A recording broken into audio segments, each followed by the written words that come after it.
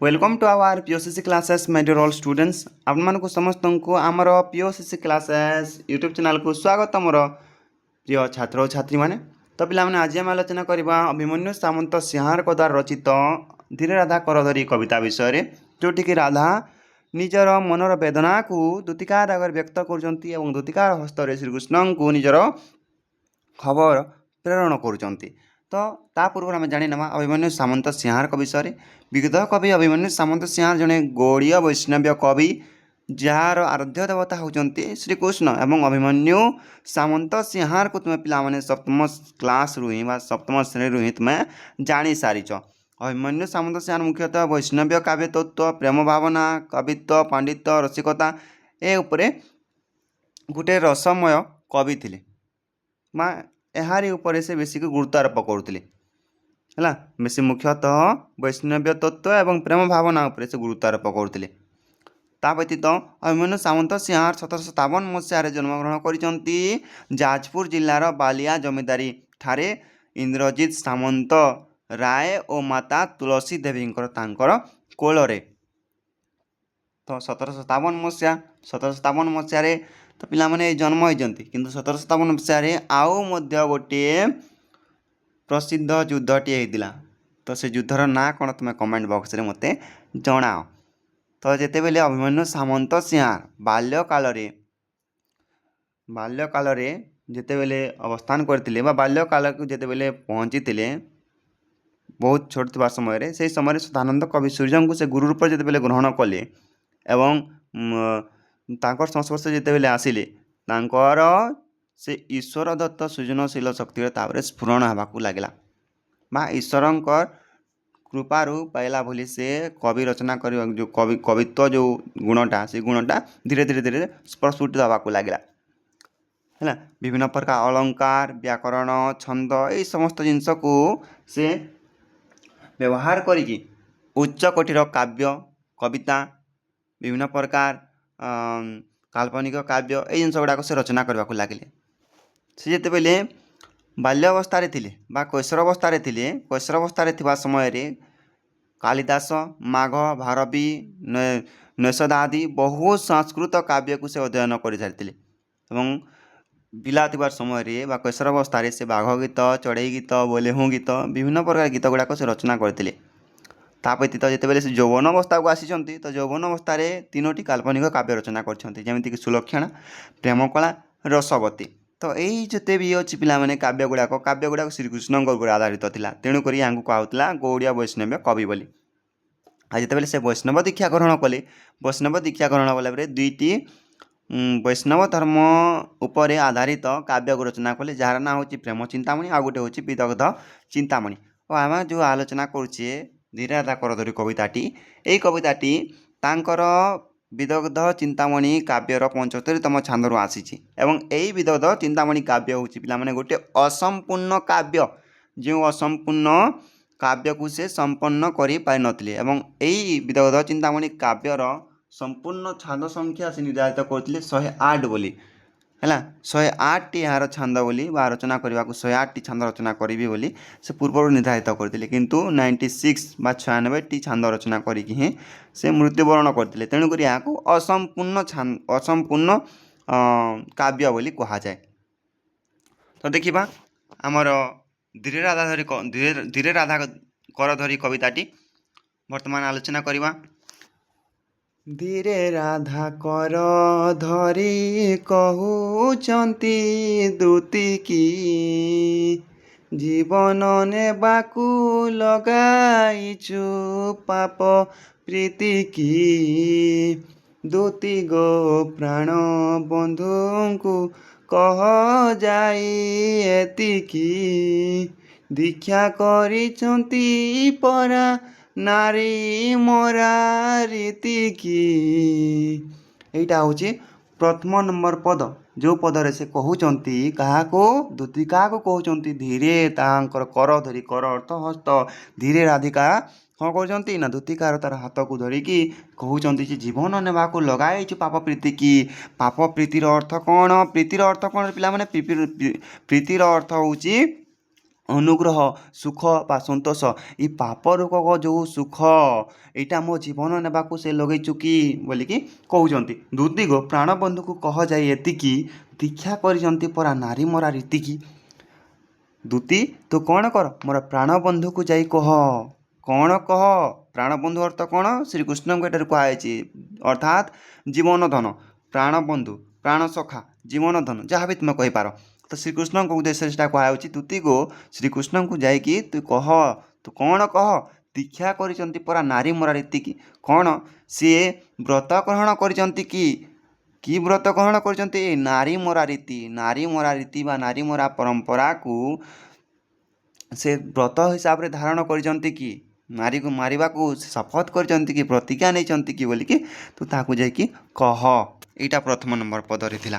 ଦ୍ୱିତୀୟ ନମ୍ବର ପଦ, ଯାହା ସେ ବୋଇଲେ ତାହା ସତ ବୋଲି ହେବ କି? କିଣିଥିଲେ ପୁଣି ବିନାଶନ୍ତେ କେହି ସେବ କି? ଦୁତିଗୋ ଦୟାନିଧିକି ପଚାର ଏ ବିଧିକି, ଅବଧିକି କଲେ ଅରଜିବେ କେଉଁ ନିଧିକି। ତ କ'ଣ କହୁଛନ୍ତି? ଯାହା ସେ ବୋଇଲେ ତାହା କ'ଣ ସତ ହେବ? କିଣିଥିଲେ ପୁଣି ବିନାଶନ୍ତେ କେହି ସେବ କି? ଆଉ ଯିଏ ଯଦି କୌଣସି ରାଜା ବା କୌଣସି ପ୍ରକାର ବ୍ୟକ୍ତି ଯଦି ଗୋଟେ ଦାସୀକୁ ଯଦି କିଣୁଛି, ତ କିଣିଥିଲେ କ'ଣ କିଏ କାହାକୁ ହତ୍ୟା କରନ୍ତି କି? କିଏ କୌଣସି ଦାସୀକୁ ମାରିଦିଏ କି ବୋଲିକି ଏଇଟା କହୁଛନ୍ତି। କେଉଁଠାରେ? କିଣିଥିଲେ ପୁଣି ବିନାଶନ୍ତେ, ବିନାଶନ୍ତେ ଅର୍ଥ ହତ୍ୟା, ସେବକୀ ଅର୍ଥ ଦାସୀ। କିଏ ଯଦି ଗୋଟେ ଦାସୀକୁ କିଣୁଛି ତ କିଣିଥିଲେ କ'ଣ ତାକୁ କିଏ ହତ୍ୟା କରେ କି? ଦୁତିଗୋ ଦୟାନିଧିକି ପଚାର ଏ ବିଧି କି। ଦୁତି ଦୟାନିଧି, ଦୟାନିଧି ଅର୍ଥ ଦୟା ସାଗର, ଯିଏକି ଦୟାର ସାଗର ଅଟନ୍ତି, ଯାହା ମଧ୍ୟରେ ଦୟା ପରିପୂର୍ଣ୍ଣ ହେଇକି ଥାଏ ହେଲା। ତ ଶ୍ରୀକୃଷ୍ଣଙ୍କୁ ଏଠାରେ କୁହାହେଉଛି ଦୁତିଗୋ ଦୟାନିଧିକି ପଚାର ଏ ବିଧିକି। ବିଧିକିର ଅର୍ଥ ଏଇ ନିୟମ, ଏଇ ନିୟମ ବିଷୟରେ, ଯେମିତି ମୋତେ ସେ ହତ୍ୟା କରିଲା ବୋଲି ବ୍ୟବହାର ଦେଖାଉଛନ୍ତି, ତ ଏଇଟା କି ପ୍ରକାର ନିୟମ, ତ ସେ ନିୟମ ବିଷୟରେ ତୁମେ ପଚାର। ଅବଧିକି କଲେ ଅରଜିବେ କେଉଁ ନୀତିକି। ଅବଧିକିର ଅର୍ଥ ହେଉଛି କ'ଣ? ଅନ୍ୟାୟ, ଅରଜିବେ ଅର୍ଜନ କରିବେ, ନିଧି କି ଅର୍ଥ ସମ୍ପଦ। ଯଦି ସେ ମୋ ପ୍ରତି ଅନ୍ୟାୟ କରନ୍ତି ତାହେଲେ ସେ କେଉଁ ସମ୍ପଦ ପାଇବେ, କେଉଁ ସମ୍ପଦ ତାହାଙ୍କୁ ପ୍ରାପ୍ତ ହେବ, କେଉଁ ସମ୍ପଦ ତାହାଙ୍କୁ ଅର୍ଜନ ହେବ, ସେଇ ଜିନିଷ ସେ କହୁଛନ୍ତି ଦ୍ୱିତୀୟ ନମ୍ବର ପଦରେ। ତୃତୀୟ ନମ୍ବର ପଦରେ ଦେଖ, ତୃତୀୟ ନମ୍ବରରେ କ'ଣ ଅଛି? ଶ୍ରୀଚରଣେ ଦେହ ପ୍ରାଣ ବିକି ଅଛି ମୁହିତ, ତାଙ୍କ ଅନୁଗ୍ରହ ସିନା ମୋ କପାଳେ ଲିହିତ।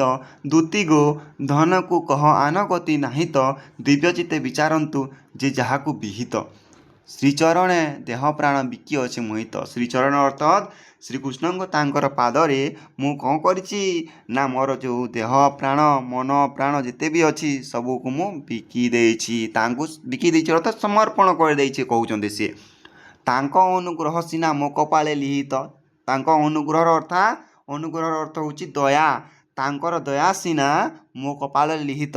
ତାଙ୍କ ଦୟା କେବଳ କ'ଣ ନା ମୋ କପାଳରେ ଲେଖା ଅଛି। ସେ ଯେ ଦୟା କରିବେ, ନିଶ୍ଚିତ ହିସାବରେ ଦୟା କରିବା ଉଚିତ। ଦୁତିଗୋ ଧନକୁ କହ ଆନଗତି ନାହିଁ ତ। ଦୁତିଗୋ ତୁ କ'ଣ କହ ନା ତୁ ଯାଇକି ମୋ ଧନକୁ କହ। ଧନକୁ ଅର୍ଥ ଶ୍ରୀକୃଷ୍ଣଙ୍କୁ ସେ ସ୍ନେହରେ କହୁଛନ୍ତି ଧନ ବୋଲି, ଶ୍ରୀରାଧା ହେଲା। ଏବଂ କହୁଛନ୍ତି ଦୁତିକାକୁ, ଦୁତିଗୋ ଧନକୁ କହ ଆଉ ଅନ୍ୟ ଗତି ନାହିଁ।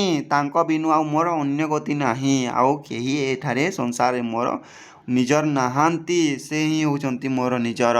ତାଙ୍କ ବିନୁ ଆଉ ମୋର ଅନ୍ୟ ଉପାୟ ନାହିଁ। ଦିବ୍ୟ ଚିତ୍ତେ ବିଚାରନ୍ତୁ ଯେ ଯାହାକୁ ବିହିତ।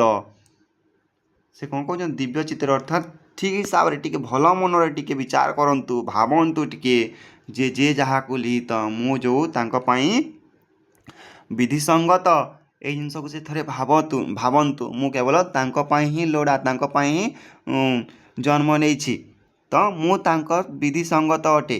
ତେଣୁକରି ଟିକେ ଠିକ୍ ହିସାବରେ କ'ଣ କରନ୍ତୁ, ସେ ଭଲ ମନରେ ଥରେ ବିଚାର କରନ୍ତୁ ମୋ କଥା ବୋଲିକି 3 ନମ୍ବର ପଦରେ କହୁଛନ୍ତି। ତାପରେ ଦେଖ, ଚନ୍ଦ୍ର ବିନା ଚୋକରକୁ ଆନଗତି ନାହିଁ କି, ବନ ବିନା ମୀନ ଦିନ ନେବ ପୁଣି କାହିଁକି। ଦୁତିଗୋ କହିବୁ ଯାଇ ସେ ନାଗର ମଣିକି, ଦାସୀକି ପକାଇ ଦେଲେ କାମ ସିନ୍ଧୁ ପାଣିକି। ଚନ୍ଦ୍ର ବିନା ଚୋକରକୁ ଆନଗତି ନାହିଁ କି। ଚନ୍ଦ୍ର ମାନେ ଜାଣିଛ ଶଶୀକୁ କୁହାଯାଉଛି। ଚୋକରର ଅର୍ଥ କଇଁକୁ କୁହାଯାଉଛି। ଚନ୍ଦ୍ର ବିନା ଯେମିତି କ'ଣ ଆମର କଇଁର କୌଣସି ପ୍ରକାର ଅନ୍ୟ ଗତି ନାହିଁ କି ହେଲା। ଚନ୍ଦ୍ର ବିନା ଚକରକୁ ଆନଗତି ନାହିଁ କି ଆଉ ନାହିଁ ତାର ଅନ୍ୟ ଗତି ନାହିଁ। ଚନ୍ଦ୍ର ବିନା ଚକର ବିଲକୁଲ ବି କ'ଣ ନା ବିକଶିତ ହୋଇପାରିବ ନାହିଁ ବା ତାର କୌଣସି ଅନ୍ୟ ଗତି ନାହିଁ। ବନ ବିନା ମୀନ ଦିନ ନେବ କେମିତି। ବନର ଅର୍ଥ ଏଠାରେ ଜଳ। ଜଳ ବିନା ମୀନ ଯେମିତି ଦିନ କାଟିପାରେ ନାହିଁ ବା ଦିନ କେମିତି କାଟିବ। ଗୋଟିଏ ମାଛ ଜଳ ବିନା କେମିତି ଦିନ କାଟିବ।